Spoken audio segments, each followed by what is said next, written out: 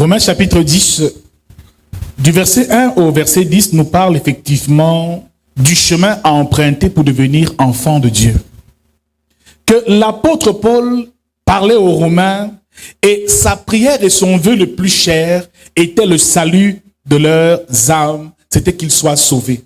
Frère, si tu es dans une église et que le pasteur ne se soucie pas de ton salut, ça veut dire qu'il y a un problème.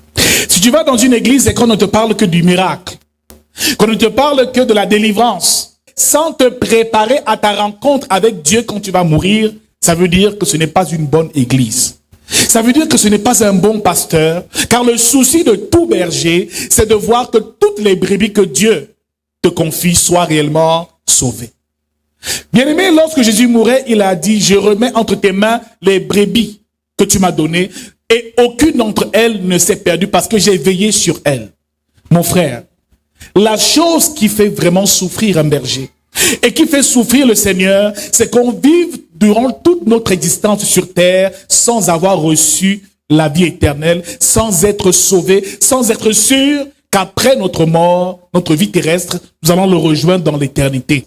Il reconnaissait le zèle des Romains et savait que les Romains étaient zélés pour Dieu. Mais ils avaient un zèle sans intelligence parce qu'ils étaient encore sous le joug de la loi. Ils pensaient que par leurs œuvres, par leurs bonnes manières, par le fait qu'ils jeûnaient, par le fait qu'ils donnaient des offrandes, ils allaient être sauvés. C'était une erreur. Bien aimé, le salut émane effectivement de la justice de Dieu. Et Éphésiens chapitre 2, verset 8 nous dit que nous sommes sauvés par la grâce au moyen de la foi. Et cela ne vient pas de nous, mais de Dieu. C'est un don de Dieu. Donc ici, pour être sauvé, il faut implorer la miséricorde de Dieu. Mon frère, c'est un don, le salut, la vie éternelle est quelque chose pour laquelle nous devons tous soupirer. Il nous dit donc par la suite, au verset 9, les deux versets même qui nous interpellent ce matin. Répète après moi, si tu confesses de ta bouche le Seigneur Jésus, et si tu crois dans ton cœur que Dieu l'a ressuscité des morts, tu seras sauvé. Deux points importants pour le salut. Confesser de sa bouche le Seigneur Jésus. Et croire dans son cœur que Dieu l'a ressuscité des morts. Dis avec moi, est-ce que tu l'as fait réellement? Comment confesser dans le nom du Seigneur Jésus? Comment croire dans son cœur que Dieu l'a ressuscité des morts? Dis avec moi, tu étais là. Pose la question à quelqu'un, tu étais là. Pose réellement la question. Vous voyez le problème des chrétiens? C'est que nous parlons des réalités spirituelles et nous voulons tout ramener à nos réalités matérielles. Parce qu'il est difficile de croire à ce qu'on ne voit pas.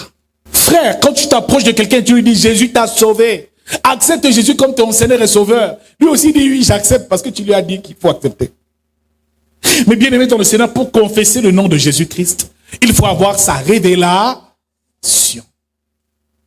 Pour confesser le nom de Jésus-Christ, il faut avoir son témoignage. Pour confesser le nom de Jésus-Christ, il faut avoir une expérience, une rencontre avec lui. Frère, tu ne peux pas parler de ce que tu ne vis pas. Et Jésus dit dans sa parole dans Matthieu chapitre 4, que vous adorez ce que vous ne connaissez pas, mais nous adorons ce que nous connaissons. Donc pour pouvoir confesser le nom de Jésus-Christ et croire que Dieu l'a ressuscité des morts, il faut avoir une certaine connaissance de l'évangile et de la parole de Dieu. Mon frère, comment mettre en pratique cette parole quand on n'a jamais été enseigné? Comment croire en Jésus quand on ne l'a jamais rencontré? Bien-aimé dans le Seigneur, comment faire même pour avoir une réelle expérience avec Jésus? Une véritable rencontre, parce que le problème que nous avons, c'est qu'en réalité, personne n'a jamais rencontré Dieu. Personne n'a jamais de révélation véritable avec Jésus. Rares sont les personnes qui ont pu avoir un réel témoignage de Jésus-Christ dans leur vie. C'est pour ça que c'est compliqué. Thomas voulait toucher le côté de Jésus. Thomas voulait toucher la main percée de Jésus. Parce que bien aimé dans le Seigneur, même les disciples qui marchaient avec lui n'ont pas toujours su le reconnaître. Lorsque Jésus ressuscite, sur le chemin d'Emmaüs, il rencontre deux disciples. La Bible nous fait comprendre ici que Jésus-Christ leur a adressé la parole, mais ils ne l'ont pas reconnu. Pourtant, ils ont marché avec lui. Ils ont mangé avec lui. Ils ont dormi avec lui. Frère, c'est une affaire qui n'est pas facile. Devenir enfant de Dieu, c'est un processus spirituel. C'est même une grâce, c'est une révélation de l'Esprit de Dieu à ton esprit, mon frère. Beaucoup sont à l'église, mais ne sont pas enfants de Dieu. Qu'on ne vous trompe pas. Les églises sont pleines, mais il y a très rares sont ceux qui sont enfants de Dieu. Très rares sont ceux qui sont fils de lumière. Car la Bible déclare que c'est ceux qui sont conduits par l'Esprit de Dieu, qui sont fils de Dieu. Combien de personnes sont conduites par l'Esprit de Dieu? Voyons les décisions que nous prenons chaque jour. Est-ce que Dieu est avec nous réellement? On fait toujours les mauvais choix. On tombe toujours dans des difficultés, dans des problèmes bizarres. Parce qu'on n'arrive même pas à écouter la voix de Dieu. Celui qui est enfant de Dieu, qui est fils de Dieu, marche dans la vérité. Marche dans l'amour. Marche dans la lumière. Tu ne peux pas être enfant de Dieu et avoir encore de la haine dans ton cœur pour ton frère. Tu ne peux pas être enfant de Dieu et avoir effectivement un manque de miséricorde. Ce qui veut dire être méchant envers une personne, avec des personnes, en vouloir aux autres, haïr quelqu'un. Frère, c'est impossible. Quand tu deviens enfant de Dieu, ta nature change. Le problème, c'est que malheureusement, on n'a pas reçu la nouvelle naissance. On n'a pas reçu la vie Zoé, la vie nouvelle dont il est question ici. Mon frère, il dit c'est en confessant de la bouche qu'on parvient au salut, et ça croit du cœur qu'on parvient à la justice. Frère, il faut deux choses, la bouche et le cœur. Parfois, notre cœur n'a même jamais vraiment été touché par l'évangile. Alors, qu'est-ce qu'on fait tous les jours à l'église si notre cœur n'a pas été touché? Qu'est-ce qu'on vient faire tous les jours à se réunir, à parler de Jésus, à prier pour nos miracles, quand nous n'appartenons même pas encore au royaume de Dieu? C'est un problème. Je déclare que quand cette nouvelle naissance va commencer dans ta vie va radicalement changer. Tu vas commencer à vivre la vie de Dieu. La Bible déclare que celui qui est en Christ est une nouvelle créature. Il dit les choses anciennes sont passées, voici toute chose devient nouvelle. Quand tu nais de nouveau, tu deviens enfant de Dieu, frère, tu commences à marcher par Christ. Ce n'est plus toi qui vis, mais c'est Christ qui vit en toi. Et Christ est parfait. Christ est paix. Christ est lumière. Christ est joie. Mon frère, il y a des choses que quand Christ va commencer à habiter ton esprit en toi, frère, il y a certaines souffrances que tu ne pourras plus vivre au nom de Jésus. Ici, l'apôtre Paul leur dit comment faire pour être sauvé. Beaucoup ont dit à confesser Jésus. Est-ce que tu n'as jamais confessé Jésus? Dans toutes les églises, ils vont te dire de confesser Jésus, non? On dit à un moment fini de prêcher, on t'appelle, viens. Qui veut donner sa vie à Jésus? Viens, tout le monde se lève, non? Elle dit, acceptes-tu Jésus? Tu dis, oui, j'accepte. Tu confesses Jésus, mais est-ce que tu le connais? Est-ce que tu l'as rencontré? Est-ce que tu as eu une expérience avec lui? C'est en fait ça tout le problème. Ton niveau de réussite dans le royaume de Dieu est proportionnel à la rencontre que tu as fait avec Jésus, au niveau de la rencontre, à l'intensité de cette révélation de ce qui est Jésus-Christ pour toi. Bien aimé, tout le monde parle de Jésus. Hein? Et la Bible nous parle aussi des 7 fils de Sheba qui chassaient les démons des personnes qui habitaient les corps au nom de Jésus-Christ que Paul prêche. Il lui sortait, je vous chasse au nom de Jésus-Christ que Paul prêche. Parce qu'en fait, les fils de Sheba avaient entendu parler de Jésus, mais ne le connaissaient pas. Beaucoup de chrétiens n'arrivent pas à avoir de l'autorité contre les esprits impurs parce qu'en réalité, ils n'ont pas reçu Jésus. Mais je déclare ce matin que tu reçois Jésus-Christ. Je déclare ce matin que quand il va s'établir dans ton cœur, il dit qu'il est à la porte de ton cœur. Il frappe. Laisse-le entrer véritablement. N'endurcissons pas nos cœurs. Soumets-toi totalement à cette parole, frère, et écoute-la et reçois Jésus-Christ parce que Jésus-Christ est la parole. Il est la parole faite chair. À chaque fois que tu écoutes l'évangile, la parole de Dieu, c'est Christ que tu fais habiter dans ton cœur. Car au commencement était la parole était avec Dieu, la parole était Dieu. Quand Jésus arrive, c'est la parole faite chair. Donc si tu veux savoir qui est Jésus, lis la parole de Dieu. Viens à l'église, écoute la parole de Dieu. Si tu veux avoir la plus grande prophétie de ta destinée, sois sensible à cette parole. Mon frère, tu ne peux pas confesser le nom de Jésus si tu ne le connais pas. Tu ne peux pas croire dans ton cœur que Dieu l'a ressuscité des morts, mon frère. Tu n'étais pas là. Ton esprit humain ne peut pas comprendre de telles choses. Qu'on cesse de nous mentir. Qui va croire à une telle chose? Vraiment, quelqu'un qui est païen toute sa vie, il fait sa vie, il boit, il sort, tu l'appelles, tu dis, crois que Jésus-Christ est ressuscité des morts. Il dit, Jésus ressuscité quoi? Tu dis bien ressuscité des morts, il va te dire, d'accord, je crois. Mais tu es sûr qu'il croit à une telle chose?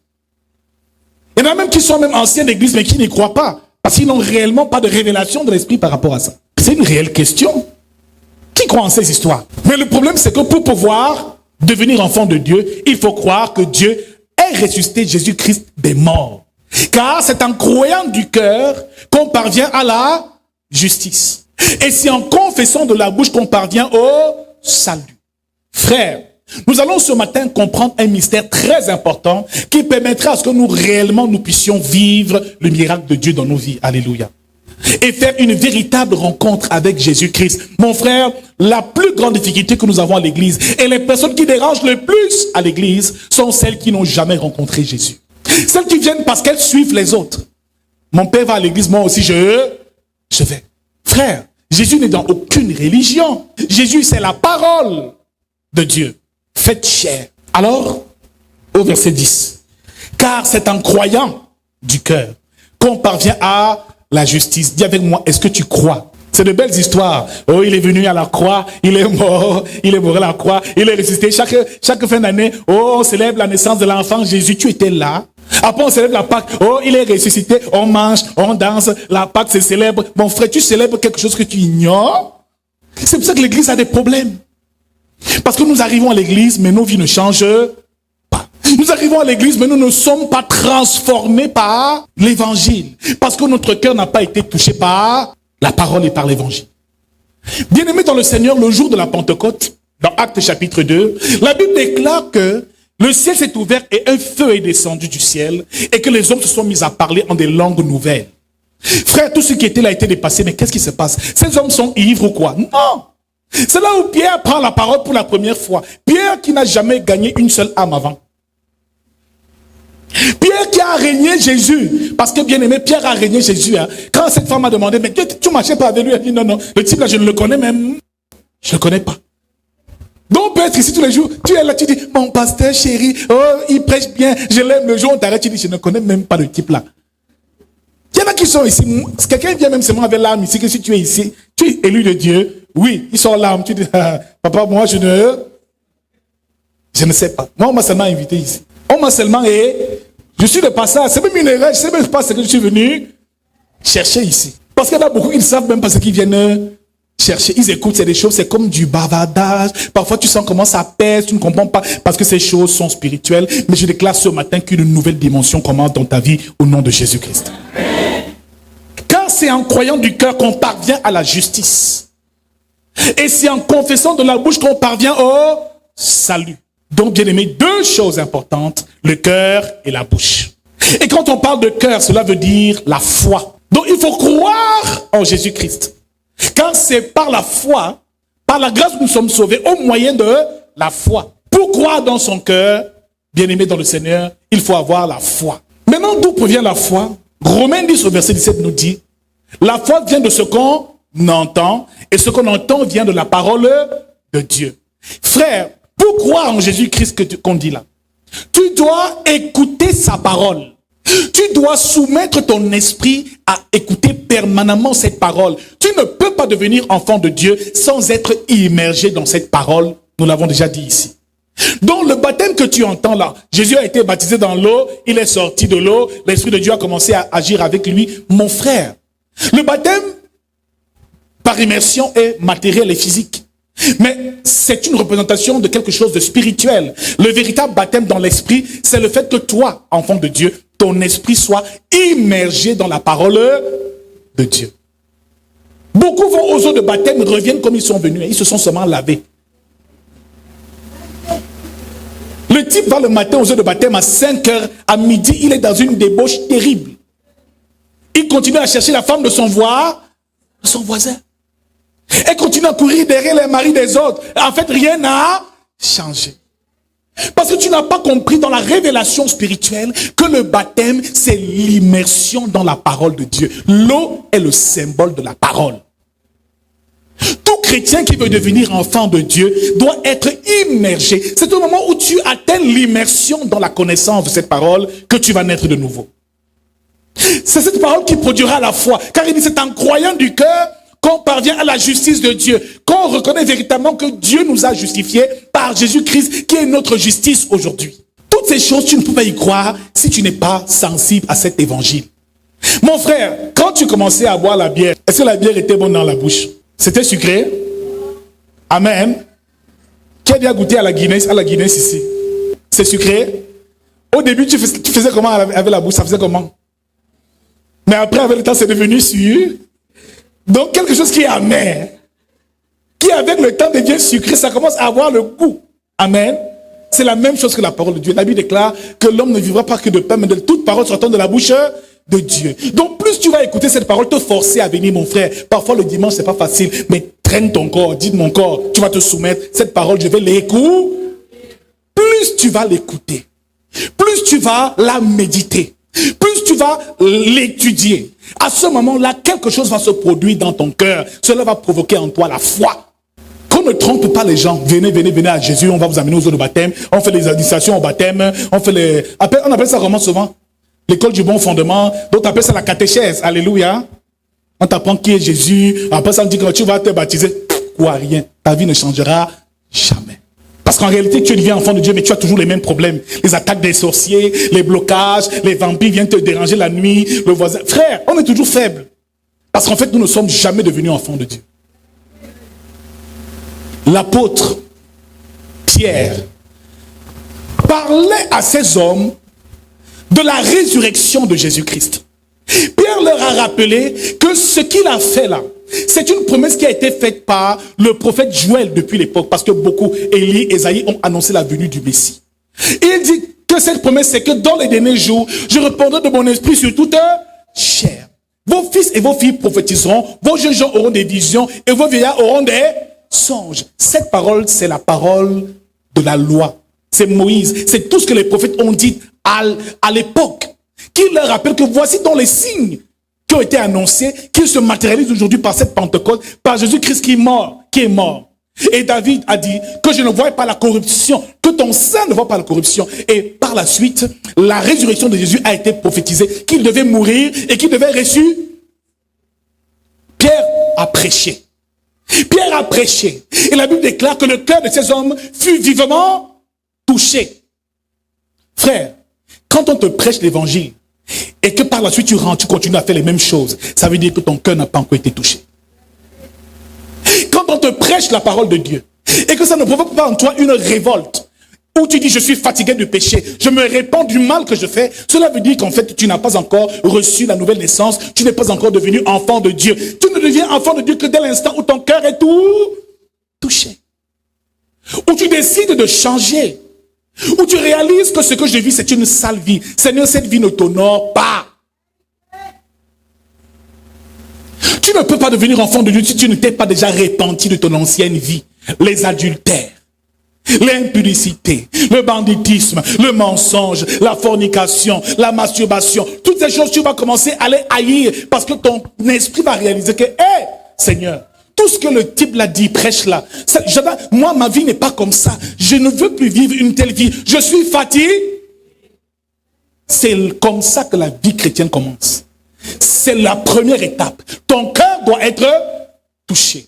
Il dit, je vous donnerai un cœur nouveau et je vous donnerai un esprit nouveau. Ce qui veut dire ici que toute personne qui est dans le monde a une pierre à la place du cœur. Lazare était dans le tombeau. Il y avait une pierre qui bloquait la tombe. Toute personne qui n'a pas reçu l'évangile a une pierre. Il faut d'abord ôter la pierre. Il y avait moi, j'ôte la pierre. Et je laisse la parole entrer. Vous allez vous rendre compte que beaucoup écoutent la parole de Dieu. Mais quand ils rentrent, ils ne vont pas la relire. Je suis sûr ici, là, qu'après ce dimanche-ci, quand tu vas rentrer chez toi, ce qu'on a écrit, ce qu'on a parlé comme prière, comme parole, comme verset, tu n'iras pas relire, ni même méditer. Voilà où on se rend compte que quelqu'un n'est pas né de nouveau. Quelqu'un n'est pas encore enfant de Dieu. Parce qu'un enfant de Dieu se nourrit de cette parole parce qu'elle est un lait spirituel. Alléluia. Donc la première étape, c'est il faut croire en ton cœur. Alléluia. Et pour croire, il faut avoir la foi. Et pour avoir la foi, il faut recevoir la parole de Dieu, laisser Jésus-Christ entrer. Pour laisser Jésus entrer, c'est qu'il faut que tu laisses sa parole toucher ton cœur. Ils ont été touchés, ils ont dit, mais Seigneur, qu'allons-nous faire? Il dit, répentez-vous. Pierre leur dit, répentez-vous et soyez baptisés au nom de Jésus pour le pardon de vos péchés. Amen. La Bible déclare qu'après avoir dit ça, ils furent tous baptisés. Après ça, ils persévéraient dans la prière. Il persévérait dans la fraction du pain. Il persévérait dans les jeûnes, la communion fraternelle. Il se faisait des miracles au milieu d'eux. Mon frère, une église où il y a des personnes qui ont reçu l'Esprit de Dieu, qui sont enfants de Dieu, des miracles se passent chaque jour. Mais la dernière fois que tu as vu un miracle, c'était quand? Amen. Tu déclares au nom de Jésus que les miracles commencent dans ta vie au nom de Jésus. Après ce message, frère, tu deviendras enfant de Dieu. Amen. Et tu seras conduit par l'Esprit de Dieu. Dis avec moi que la parole de Dieu touche mon cœur. Dis le plus fort que la parole de Dieu touche mon cœur. Alors, quelle parole écouter pour recevoir la vie de Dieu? Pour devenir enfant de Dieu? Et c'est ça le problème. C'est que beaucoup viennent ici, on est souvent surpris par leur comportement. On dit, mais toi tu es devenu, mais comment tu es chrétien, toi voilà toujours en train de vivre cette vie de débauche et tout ça. Qu'est-ce qui ne va même pas avec toi? Tu es sûr que tu es enfant de Dieu? Mais en fait, cette personne, en fait, n'est pas enfant de Dieu. Elle est à l'église, mais elle n'a jamais cru en Jésus-Christ. Parce que c'est une réalité spirituelle. Tu n'étais pas là quand il est mort. Tu n'étais pas là quand il a été flagellé. Tu n'étais pas là lorsque il a ressuscité. Non, nous n'étions pas là. C'est par la foi qu'on croit en ces choses. Mais pour cela, il faut que l'Esprit de Dieu te visite et que la parole, ici, puisse féconder ton âme, ton homme intérieur et agir en toi pour te donner la révélation de qui est Jésus-Christ. On ne peut pas adorer ce qu'on ne connaît pas. Il faut une rencontre avec Jésus pour pouvoir vivre la vie de Dieu. On n'est pas enfant de Dieu parce qu'on veut un enfant de Dieu. Le jour où tu deviens enfant de Dieu, frère, tu deviens ce qu'on appelle fils ou fille de la lumière. Tu pratiques les œuvres de la... Il n'y a plus de mensonge en toi, de cupidité, de méchanceté, de jalousie, de haine. Frère, tu changes. Tu changes, tu ressens toi-même que tes données ont changé. Ton intelligence est renouée. Tu vois la sœur avant. Tu la vois après. Tu sens qu'il y a quelque chose qui a changé. Pierre, avant de recevoir la nouvelle naissance, c'était un homme qui était toujours en colère. C'est lui qui coupe l'oreille de Malchus quand on arrête Jésus au jardin de Gethsémane. Pierre dit à Jésus, je mourrai avec toi, tu ne mourras pas, tu ne seras jamais pour moi une occasion de chute. Judas l'a vendu. Quand on a arrêté Jésus, ils ont tous fui. Frère, aucun d'entre eux là n'était déjà enfant parce que l'Esprit de Dieu ne les habitait pas. Ils n'avaient pas reçu la vie de Dieu. Mais le jour de la Pentecôte, frère, Pierre a prêché. La Bible déclare qu'après cette prédication, 3000 âmes ont été gagnées. 3000 âmes ont été gagnées. Parce qu'en fait, toutes ces personnes-là qui étaient mortes ont retrouvé la vie. Ont reçu la vie. Et je déclare ce matin que tu reçois la vie de Dieu. Tu reçois la vie de l'Esprit. Parce que beaucoup vivent mais sont morts spirituels. C'est pour ça que l'ennemi fait de toi ce qu'il veut. Première étape, écoute cette parole. Laisse-la comme agir. Laisse-la te transformer. Bien aimé, c'est dur, mais à un moment, ça va devenir sucré. Je me souviens du témoin d'un homme, il m'a dit, j'ai arrêté de fumer, mais le jour où je commençais à fumer, je toussais, je n'arrivais pas à respirer cette heure. Mais il s'est habitué à le faire. À un moment, c'est devenu une art. Il a pris goût à cela. C'est la même chose avec la parole de Dieu. Mon frère, ne manque pas un culte le dimanche. Viens le vendredi, aie ton cahier d'enseignement, écris les versets, va méditer à la maison. Plus tu vas vivre ainsi, tu vas atteindre l'immersion. Un jour, le déclic va se faire, la puissance de Dieu sera relâchée sur toi et tu deviendras enfant de Dieu. Ton cœur va croire en cette parole. C'est cette parole qui va te faire croire et qui va faire grandir la foi en toi. Tu viens parfois un jour, après on te voit encore le mois prochain. Tu atterris parfois, après on te voit encore 6 mois plus tard. Frère, tu risques d'être là tous les jours, mais ne pas pouvoir jouir de la grâce de Dieu. Et je déclare ce matin que tu vas jouir de cette grâce au nom de Jésus-Christ. Alors, ce qu'il faut écouter comme message, pour pouvoir être sauvé, comme parole pour pouvoir être sauvé, frère, la première des choses, la Bible nous parle ici de Moïse et les prophètes. Parce que lorsque le riche demandait à Lazare de l'aider, et il lui dit, ils ont Moïse et les prophètes, écoutez-les. Alléluia. Donc, ce qui veut dire que pour pouvoir être sauvé, il faut avoir ce qu'on appelle déjà reçu ce qu'on appelle l'enseignement de la loi. Donc, bien aimé, Moïse et les prophètes nous parlent de la loi. Les prophètes, Moïse ici nous parle de la loi parce que c'est à Dieu Moïse que Dieu a remis la loi. Donc, celui qui comprend la loi, ce qui veut dire les commandements de Dieu, il faut déjà que tu saches ce que Dieu n'aime pas dans ta vie. C'est le fait d'écouter Moïse et les prophètes, le fait d'écouter la loi, d'être conscient que la loi nous a tous condamnés, qui fera que ton cœur soit touché. Tu vas dire, Seigneur, je me rends compte que à cause du péché que je vis là, je suis déjà mort et condamné depuis. Mais par ta grâce, tu m'as sauvé, Seigneur. Tu dois ressentir cela au nom de Jésus. Il faut écouter le message de la grâce aussi. Parce qu'ici, les prophètes parlaient de ce que Jésus allait faire et des signes que Dieu allait accomplir. Au temps de la fin, Jésus devait venir et devait ressusciter. Tous les prophètes ont prophétisé sur Jésus. Donc il faut savoir ce que Moïse a dit et savoir ce que les prophètes ont dit prioritairement et par la suite être enseigné sur la grâce. Mon frère, la grâce nous parle de l'évangile de la croix. Tu es enfant de Dieu, mais si je te demande, quelles sont les étapes où Jésus a versé son sang durant son calvaire? Tu peux répondre? Qui peut répondre ici? Les 7 étapes. Alléluia. Bien-aimé, l'évangile de la croix n'est pas prêché dans les églises. Hein. C'est cette parole qu'il faut écouter pour être sauvé. Parce que tu vas découvrir le prix que Jésus-Christ a payé. Par amour pour toi et par amour pour nous.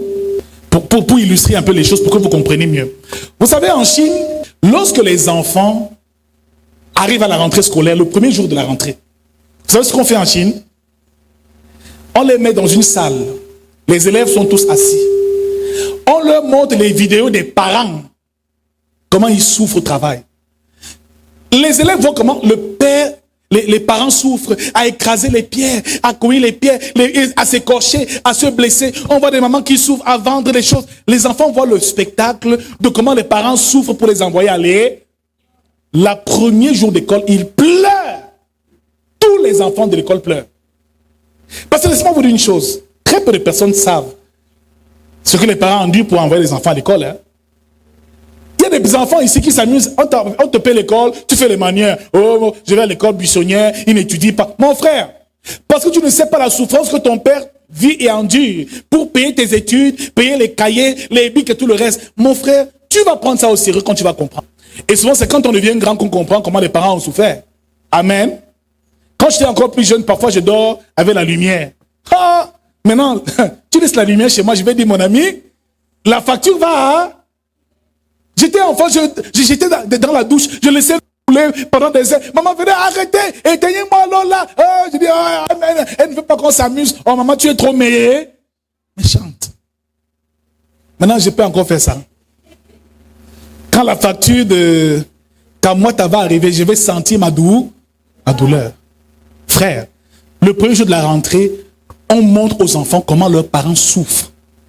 Bien aimé, ils ont pleuré toute la journée. Le lendemain, quand ils sont revenus, il fallait voir chacun était à l'heure et assidu au travail. Le problème de notre éducation, c'est que les enfants, on les envoie à l'école, mais ils ne savent pas réellement comment nous, parents, nous souffrons pour les envoyer à l'école.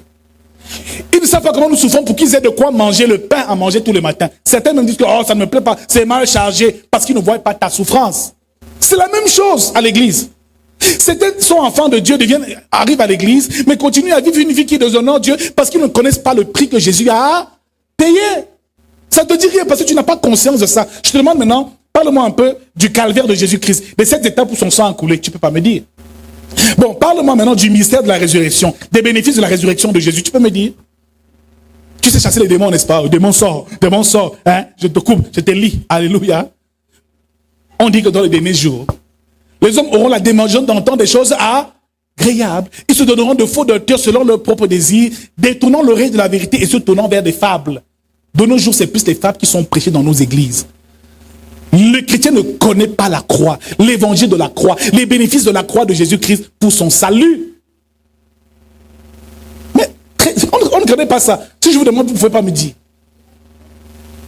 On croit même plus aux démons qu'en la résurrection de Jésus-Christ. Si je te demande les bénéfices de la résurrection, tu ne peux pas me dire.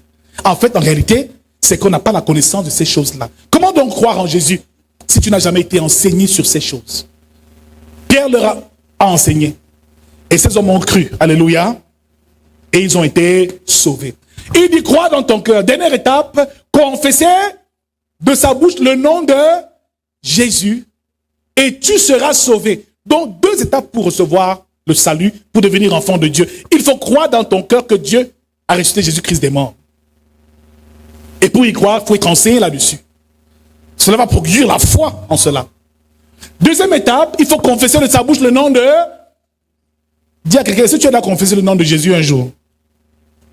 On dit Jésus tous les jours ici, non? Mais si ton Jésus a déjà fait quelque chose, a déjà guéri un malade un jour. Parce que ce que les apôtres faisaient, hein, Acte chapitre 3, la Bible déclare qu'à la porte de la Belle, Pierre a rencontré ce paralytique à la porte de la Belle. Ce paralytique attendait qu'il leur donne de l'argent, mais il dit, je n'ai ni or ni argent, mais ce que j'ai, je te le donne au nom de Jésus. Lève-toi et marche. Le nom de Jésus, là, qu'on dit, confesser le nom de Jésus, là, c'est pas une blague. Ce nom est très puissant dans toutes les dimensions, que ce soit sous terre, dans les mers, dans les airs, parce que tout genou fléchit à la mention du nom de eux. Les démons fléchissent, le diable fléchit, même Dieu fléchit. Parce que tout ce que tu demandes à Dieu au nom de Jésus-Christ, il te l'accorde. Mais ce don n'a pas de puissance. La confession du nom de Jésus ne produit rien dans nos vies parce qu'on ne comprend pas ces choses. On le confesse tous les jours, mais ça ne produit rien. Vous savez quel est le problème? C'est la rencontre que nous avons eue avec Jésus. Pose la question à ton voisin, comment as-tu rencontré Jésus? C'est ça qui détermine tout, frère. Comment as-tu rencontré? Beaucoup d'enfants sont ici, c'est les parents qui te tirent pour venir ici le matin, n'est-ce pas? On te dit, mets les habits, tu mets, maman, je veux dormir. Mets les chaussures, tu mets, tu viens. À un moment, tu vas venir, mais en fait, tu ne viens pas avec ton cœur. Tu es là, mais tu n'as jamais eu la rencontre avec Jésus. Tu vis toujours la même réalité. Bien-aimé dans le Seigneur, pour pouvoir confesser le nom de Jésus-Christ, il faut avoir une expérience avec lui. Il faut avoir un témoignage de ce qu'il a fait pour toi. Il faut avoir une visitation de Jésus-Christ. Frère, beaucoup viennent à l'église, mais n'ont pas la réalité de Christ dans leur âme, dans leur esprit. Ne savent pas qui est Jésus. Les disciples, après sa mort, ne savaient même pas qui il était. Ils n'ont pas reconnu. À Emmaüs, les deux disciples n'ont pas su que c'était Jésus. À la mer de Tibériade, ils rencontrent Pierre, Jean et Jacques. Le disciple Jésus aimait. Ils n'ont pas pu le reconnaître parce qu'en réalité, le Jésus qui est mort n'est pas le même qui est ressuscité. Si tu crois que Dieu l'a ressuscité des morts, donc la foi, le salut, l'éternité à laquelle nous aspirons est déterminée par la confession, la croyance en sa résurrection. Donc il faut un jour que tu rencontres Jésus, pas celui qui est mort, mais Jésus le ressuscité. C'est Jésus le ressuscité qui nous donne le salut et qui nous sauve. Frère, c'est compliqué, hein, cette histoire. On va te demander, tu es enfant de Dieu, tu vas commencer à gratter la tête. D'autres sont chrétiens depuis 30 ans, mais ils n'ont jamais écouté ce genre de message. Ce sont des religieux dans les religions. Aïe, aïe, aïe, aïe, les parents ont été, ton père était là, ta mère était là, toi aussi tu y es. En fait, tu n'es jamais enfant de Dieu. Pour pouvoir confesser le nom de Jésus-Christ, il faut avoir fait sa rencontre. Maintenant, il y a deux types de rencontres à faire. Premier cas de rencontre, c'est que l'homme va vers Dieu. L'homme va vers Dieu, comme Anne vers Dieu parce qu'elle voulait un enfant. Il y a une première étape, c'est quand l'homme va vers Dieu. L'homme va à la rencontre de Dieu. Tu peux aller à la rencontre de Jésus. Et finalement, Jésus t'accepte. Il te reçoit et il t'accueille. Mais le deuxième cas de figure, c'est lorsque Jésus vient à la rencontre de l'homme, lorsque Dieu vient à la rencontre de l'homme, c'est cette deuxième cas-là qui est le plus important. Dans l'histoire de la Bible, à chaque fois que Dieu a voulu accomplir quelque chose de grand dans la vie de son peuple et d'un homme, il est allé vers lui. C'est Dieu qui est allé à la rencontre d'Adam et Ève. C'est Dieu qui est allé à la rencontre de Moïse. C'est Dieu qui est allé à la rencontre de David par le prophète Samuel qui a été oint. C'est Dieu qui est allé à la rencontre de Marie. Elle a reçu la vision de l'ange qui est venu lui dire qu'elle va accoucher de l'enfant Jésus. Bien-aimé, Dieu, il faut que tu le laisses venir à toi. Et pas toujours que tu ailles vers Dieu, mais laisse Dieu venir à toi. Accueille-le, reçois-le. Ne va pas le chercher, mais laisse-le venir à toi. Laisse-le te rencontrer. Sur la barque, lorsque Pierre et Jean et Jacques pêchaient, c'est Jésus qui est venu à eux, il leur a dit, laissez vos filets, je ferai de vous des pêcheurs d'hommes. Le problème, c'est que nous voulons aller à Dieu, à Jésus. On se bat par nos efforts, mais on ne laisse pas Dieu venir à notre rencontre. Corneille aussi, Jésus est venu à lui. Dieu s'est présenté à lui par un ange. Il dit, va, je peux rencontrer mon serviteur. Pierre va t'enseigner sur la parole pour que tu sois sauvé. Corneille était italien, de la cohorte italienne, un centenier de la cohorte italienne. Et lui, c'était un païen. Mais il priait, il adorait, il donnait des offrandes, des aumônes. Dieu aimait ce que Corneille faisait. Mais il a dit, malgré ce que tu fais à l'église, tu donnes les dîmes, les offrandes. Malgré ça, tu n'es pas encore sauvé. Il a donc envoyé ses serviteurs chercher Pierre à Joppé. Et c'est quand Pierre est venu le rencontrer, a prêché à Corneille. Corneille est né de nouveau. Il a reçu l'Esprit. Mon frère, fais attention. Cessons de courir d'église en église. Mais prions pour dire, Seigneur, rencontre-moi. Seigneur, j'ai besoin de toi, visite-moi. Parce que quand Jésus va te rencontrer, ta vie va totalement changer. Est-ce que lorsque Jésus a rencontré Pierre, Jean et Jacques, leur vie n'a pas changé? La première chose que Jésus fait lorsqu'il te rencontre, frère, c'est qu'il te révèle ta véritable mission sur terre. Pose la question à quelqu'un maintenant, connais-tu ta mission sur terre? Touche ton voisin, dis-lui, est-ce que tu sais ce que tu es venu faire ici? Tu es venu manger, boire, sortir, faire les bêtises. Bouffer l'oxygène des gens inutilement sur terre. Les gars étaient des pécheurs, hein? Mais quand Jésus est venu, ça a changé le cours de leur vie. Ta vie ne peut pas être pareille, mon frère. Tu vois quelqu'un un beau jour, il fait ça, vient un beau jour. Ah, Jésus m'a touché. Il laisse même ceci. Il commence à faire ceci. Il prend la route et le chemin que Jésus lui donne. Jésus n'aime pas la fornication. Tu fais encore quoi dedans? Tu dis qu'il t'a rencontré, n'est-ce pas? Il n'aime pas le mensonge. Tu fais encore quoi là? Dedans. Il y a un problème. C'est que tu ne peux confesser Jésus. Le pouvoir du nom de Jésus a de la force et de l'autorité dans ta bouche dès l'instant où tu l'acceptes. Alléluia. Ne le cherche pas, mais laisse-le venir en toi. Bien aimé, c'est le cas d'un époux et de son épouse. C'est jamais l'homme qui drague la femme, non? Bien aimé, quand une femme va draguer l'homme, souvent c'est compliqué. Ça peut marcher comme ça peut aussi ne pas. Beaucoup de femmes n'aiment pas souvent faire le premier pas, n'est-ce pas? Si tu es une femme ici, tu fais le premier pas, c'est que ton cas est compliqué. Hein? C'est mieux, parce que quand tu viens, l'homme vient te courtiser, ça te donne encore plus de va. En fait, l'église est l'épouse de Christ. Donc, il faut que dès l'instant où tu écoutes l'évangile, Jésus, tu dis, Seigneur, je veux t'accepter dans mon cœur. Je veux t'accepter dans ma vie. C'est pas moi qui va vers toi, mais c'est toi qui viens. Parce que ta grâce m'a visité. Alors, frère, ça change d'abord le cours de ta vie. Ta vie change. Dès l'instant où la rencontre se fait, c'est terminé. Deuxième avantage de la rencontre avec Jésus, c'est l'assurance du succès dans ta vie. Non, tu ne comprends pas ce que nous disons ce matin. C'est l'assurance du succès. Abraham a été rencontré par Dieu. Il lui a dit, va avec Canaan, mais Abraham a accompli des exploits, n'est-ce pas? David a été rencontré par Dieu, il a accompli des exploits, n'est-ce pas? Jérémie, Ésaïe, Ézéchiel, tous ces grands hommes de la Bible, même Jonas, ont été un jour approchés par Dieu. Mon frère, demande à Dieu de te rencontrer. C'est parce qu'il n'y a pas encore eu cette rencontre que là, nous vivons encore dans les ténèbres. Jésus frappe à la porte. Reçois-le ce matin au nom de Jésus.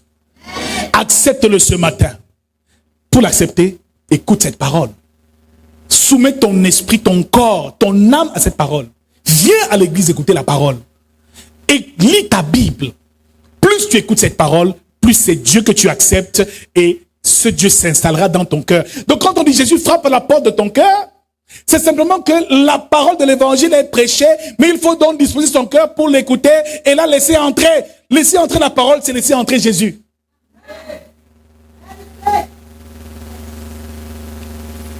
Vivre dans cette parole, c'est laisser vivre Jésus. Quand Jésus est le Verbe fait chair. Je crois en Jésus, mais tu ne lis jamais la Bible. Quel est ce Jésus-là?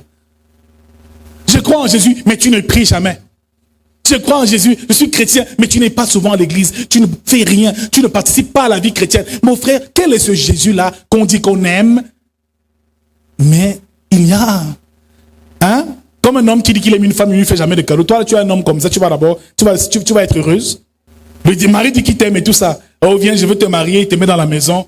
Il ne t'achète jamais des petits cadeaux. Il ne t'invite jamais à sortir, prendre un pot. Il ne te dit jamais de belles paroles. Il est là, il ne fait que t'épuiser. Mais voilà comment nous sommes devant Jésus. Celui qui aime Jésus, ça se voit. Amen. Il laisse la parole vivre en lui parce que Jésus est le Verbe fait chair. Donc en fait, le Jésus-là dont on parle, c'est la parole. Il est dans le Verbe. Cette parole-là a donc pris une forme. C'est cette forme-là qui est devenue Jésus. Cette forme charnelle est devenue Jésus. Donc Dieu est dans ta chambre tous les jours. Tu sais où il est? Caché dans ta Bible. Ouvre ta Bible, mon frère. Commence à méditer cette parole. c'est Dieu que tu laisses entrer dans ton...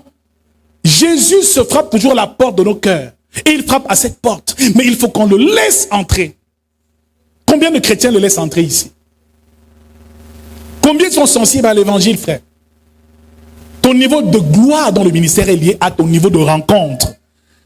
Bien-aimé, l'apôtre Paul, dans le chemin de Damas, Actes chapitre 9, rencontre Jésus sur le chemin de Damas. Paul était un méchant. Paul a tué Étienne. Paul persécutait les chrétiens. Bien-aimé dans le Seigneur, il les tuait, les emprisonnait. Bien-aimé, un jour, Jésus l'a visité. Frère, la plus grosse prière, même contre le méchant, c'est de dire Jésus, rencontre-le. Jésus, rencontre-le. Quelqu'un qui est méchant, qui veut ta mort, cesse de prier pour qu'il meure. N'envoie plus le feu sur lui, frère. Mais dis seulement que Jésus rencontre... Pendant qu'on les persécutait, vous savez ce que les chrétiens faisaient? Ils priaient et disaient, Jésus rencontre cet homme. Il est méchant. Il est notre terreur. Mais je sais que quand tu vas le rencontrer, là, sa petite histoire, ça va s'arrêter. Sur le chemin de Damas, donc, il marchait fièrement. Bam, quand Jésus apparaît, tout de suite, ils disent, qui est Seigneur? Il se prosterne. Il dit, c'est moi, Jésus, que tu persécutes. Il dit, Saul, Saul, pourquoi me persécutes-tu? Le jour-là, le grand soldat, l'homme avec les galons, s'est retrouvé à genoux. Je prophétise que ton sorcier va s'agenouiller devant Jésus. Je prophétise que tes ennemis vont s'agenouiller devant Jésus. Tous ceux qui te voulaient du mal vont s'agenouiller, se prosterner quand ils vont rencontrer Jésus. Le gars s'est agenouillé. Il ne pouvait plus rien. C'était terminé. Sa force satanique était décalisée. Première étape, Jésus l'a aveuglé. Il y a eu un voile dans ses yeux. Ce qui veut dire que ton sorcier, quand Jésus va le rencontrer, il ne pourra plus te voir. Il ne pourra plus te voir. Il ne pourra plus te persécuter. Parce qu'il n'aura plus les yeux sataniques spirituels pour voir tes choses. Alléluia. Pendant 3 jours, il s'est retrouvé à genoux, couché à même le sol, à jeûner sans manger, sans boire, aveugle. Il a commencé à demander à Dieu, je vais faire comment? J'ai connu la vérité. Mon frère, ton sorcier là dure, parce que tu ne pries pas pour que Jésus le rencontre. Nos ennemis dans nos familles durent et nous persécutent davantage parce qu'on ne prie pas pour que Jésus les rencontre. C'est pour ça que dans les familles, le mal continue. Mon frère, tu jeûnes pour avoir le travail, pour avoir l'argent, la protection, mais tu ne jeûnes pas pour le salut de ta famille. Prends aussi un jeûne pour dire, Seigneur, rencontre mon oncle si. Il est dans le fétiche à mort, Jésus visite. C'est la plus puissante prière qui soit. Qu'est-ce que tu as chassé à dire qu'il meurt? Non! Dieu aime tous ses enfants, mais il ne veut pas la mort du pécheur. C'est pour ça parfois qu'il dure. Bien aimé, les sorciers là durent souvent aussi beaucoup. Le type a dit à 90 ans, 100 ans, il est toujours là, les enfants ne font que mourir. Parce qu'on ne connaît pas prier, on ne sait pas que c'est la prière qui va le changer là. C'est Jésus rencontre, que ton sang le visite, que ta lumière transforme son cœur. L'aveuglement va se faire dans sa vie. À un moment, il ne pourra plus. Maintenant, étant à genoux, Jésus allait visiter un autre homme, Ananias. Il dit à Ananias que va rencontrer cet homme. Il persécutait les chrétiens, maintenant il est à nous. Tu vas le voir venir à l'église. Et tu vas le voir même t'appeler. Maman, alors, est-ce que je peux te... Il y a quelque chose qui ne va pas, pardon, prie pour... C'est Ananias qui est venu imposer les mains à Paul, à Saul, le persécuteur de l'église. Il a imposé les mains sur lui, il avait même peur que, mais Seigneur, tu m'envoies prier pour un type comme ça, là, un type méchant comme ça, vas-y. Mon frère n'a pas peur de prier pour ton sorcier, il viendra te demander pardon, prie pour lui. Il viendra s'agenouiller, prie pour lui. Le problème c'est quoi? C'est qu'on ne sait pas dire qu'il faut prier pour lui et on ne sait pas qu'il faut intercéder pour que Jésus le rencontre. Maintenant, quand il sera aveuglé dans les problèmes, dans les difficultés, il viendra, il cherchera le chemin du Seigneur. Il faut que tu lui imposes les mains et que tu dises, reçois la grâce de Dieu au nom de Jésus-Christ. Dès que Paul est sorti de là, il a commencé à prêcher Jésus partout. Il est devenu le grand apôtre Paul qu'on connaît. Parfois les méchants, là, Dieu veut les utiliser, mais c'est nous qui empêchons. À cause de l'état de nos cœur. Donc ton niveau de réussite dans le ministère, c'est ton niveau de rencontre avec Jésus qui compte. Ne prie pas pour que tu ailles toujours à la rencontre de Jésus. Chaque fois les retraites, tu vas. Dis Seigneur Jésus, viens aussi. Viens me rencontrer. Et à ce moment-là, ma vie va totalement... Je quitterai du péché à la sainteté. De la pauvreté à la richesse parce que Jésus sera en moi. Ce n'est plus moi qui vivra, mais c'est Christ qui vivra en moi. Frères, ce matin, nous allons faire la prière du salut. Et prier pour que cette rencontre se fasse. Mon frère, les choses doivent changer cette année dans ta vie. Avant décembre, les choses doivent changer dans nos vies. Qu'est-ce qu'il y a? On va de malheur en malheur, de souffrance. On se bat avec nos propres forces. Comment tu as Jésus et tu souffres autant? Non. Les choses doivent être plus faciles avec Jésus. Vrai ou faux? Jésus souffrait. Hein? Est-ce qu'il souffrait? Jésus souffrait. Amen. Il avait les problèmes financiers. Il multipliait tout ce qu'il avait, non? Jésus multipliait le pain, le poisson. Il faisait des miracles terribles. Laisse seulement Jésus entrer, ma soeur. Ta vie sera une vie miraculeuse tous les jours. Accepte-le comme ton Seigneur et ton Sauveur. Première étape, nous avons dit, crois dans son... Pour croire, sois sensible à la parole et reçois la parole de l'évangile. Deuxième étape, confesse son nom. Alléluia. Et pour bien le confesser, il faut avoir un témoignage de Jésus-Christ. Cherche un témoignage de Jésus-Christ. Rassure-toi que tu l'as rencontré d'une manière ou d'une autre et tu verras ta vie transformée. Sois à la recherche de la véritable rencontre. C'est pour ça que beaucoup ont une vie chrétienne superficielle. Hein. On lit la Bible, on ouvre la Bible quand le pasteur prêche, on rentre à la maison. Ceux qui vivent comme ça ne rencontreront jamais Jésus. Amen. Moi, c'est pendant que j'étudiais la Bible que le Seigneur s'est présenté à moi et m'a dit que voici la mission que je te donne. Donc depuis là, j'étais à côté. Certains ne vivent pas encore leur vie. Leur vraie vie. Leur vraie gloire. Parce que Jésus ne les a pas encore rencontrés. Ce matin, nous allons prier pour cette rencontre. Qui est prêt à rencontrer Jésus? Qui est prêt à avoir un témoignage de Jésus? Qui est prêt à avoir une vie transformée par Jésus? Tu ne peux pas l'avoir rencontré et être toujours aussi méchant, jaloux, égoïste, haineux. Tu ne sais pas pardonner. Tu ne sais pas partager. Tu as même de la peine à prier. Vous voyez, des gens, de personnes qui n'ont... Prier, c'est compliqué. Même l'église, à un moment, 1 heure de temps, c'est... Moi, je peux prêcher jusqu'au soir. Moi, ne vous inquiétez pas. Hein. Moi, c'est juste que je peux prêcher même toute la journée. Non, dis-moi un bon amen ce matin. Oui, les enfants de Dieu, on dit, ouais, le ciel là, quand on va mourir là, on va au ciel, n'est-ce pas? Tu connais l'activité qu'il y a au ciel? C'est la louange et... C'était ici, là, on dit louer ici, tu t'amuses. Amen. Ouais, la louange, je veux seulement venir au message. J'évite la louange et l'adoration parce que ça me fait... Tu vas bien te fatiguer au ciel, mon frère. Et même un qui a dit une fois que, oh, non, moi, je préfère l'enfer. Hein. C'est sûr qu'en enfer, il y a les bars. C'est sûr qu'en enfer, il y a les prostituées. Il y a les boîtes de nuit. Je vais m'épanouir là-bas. Moi, au paradis, là, je vais m'ennuyer. Commence à t'habituer ici, frère. Alléluia. Alléluia. Hein? Il prêche, tu commences à regarder le... Ouais, Seigneur, ouais, mon bongo là va commencer à refroidir. Que j'aille chauffer ma marmite. Non! Un enfant de Dieu, quand il vient à l'église, il vient au restaurant. Dis-moi, venir à l'église écouter la parole, c'est aller au restaurant. Toi, tu dors souvent quand tu manges. La nourriture spirituelle. Dis avec moi, tu dors souvent quand tu manges. On te met devant un gros plat de sangamena, ma soeur.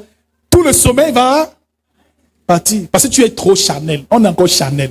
Mais quand on devient spirituel, hein, la nourriture, si là, elle a plus de valeur que toute autre chose. Mon frère, je ne prie pas, je tombe malade. Je n'arrive pas à prêcher, je tombe malade. Je ne peux plus vivre sans la prière. Sans la parole. J'écoute la parole. Ma femme est là, elle peut vous dire. Du matin au soir, je suis à genoux. Je pars, je cours vite parce qu'il faut que j'aille prier. Quand tu commences à vivre comme ça veut dire que tu es devenu enfant du royaume. Tant que tu n'as pas encore ce genre d'amour-là, hein, il faut demander à Jésus de rencontre.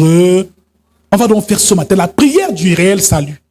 Je ne m'occupe pas du fait que je suis catholique depuis 50 ans. Je suis évangélique. Non, c'est pas mon problème. Bien-aimé dans le Seigneur, Dieu n'est pas dans une religion, mais il est dans une relation. Jésus, c'est la relation qui compte. Maintenant, nous allons développer cette relation avec Jésus chaque jour. Pour cela, écoute la parole. Mets-la en pratique. Étudie-la. Médite-la. Et sois immergé dans cette parole. C'est là où tu recevras le véritable baptême spirituel. Parce que tu as fait le baptême physique, on t'a baptisé, c'est derrière. Maintenant, commence tous les jours. Ne passe pas une journée sans lire ta Bible. Sans écouter la parole de Dieu. Tu verras qu'à un moment, cette parole va te transformer de l'intérieur et va changer ton homme intérieur. Donc, ma soeur, ça te fatigue encore maintenant. Mais demain, ça ne te fatiguera plus au nom de Jésus.